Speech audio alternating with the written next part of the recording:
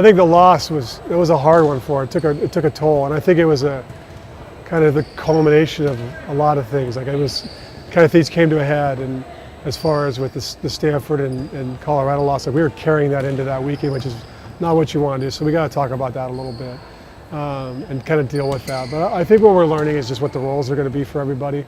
It's taken us a while because there's so many young players out there just trying to figure it out, and kids playing new roles and just what their roles actually are going to be. And so those are starting to solidify a little bit. And we have this next weekend to kind of really kind of dial that in, and then not just the roles of like where they play on the court, but also emotionally and who the leaders are. And I think all those things are starting to come together, and which is exciting as a coach because I've been waiting to it kind of reveals itself over time, and so we've been waiting for that. And I think I have a good sense of who we are and what we are and where we need to go. You know, right now it's pretty early as far as watching tape. I watched a lot of Omaha, and you know, they play a pretty conventional style as far as what we've seen. They got a nice setter. I actually like the way she plays, and their tempo's fast, but not like as fast as you see with St. Mary's. And they have a good defensive system. So, I mean, I know that as far as the players, I'm still trying to figure those guys out. I'm more taking a quick look at them, and then we've watched Murray State, and we've seen them in the past. We know how they play, and they're really aggressive and very much like the Belmont team that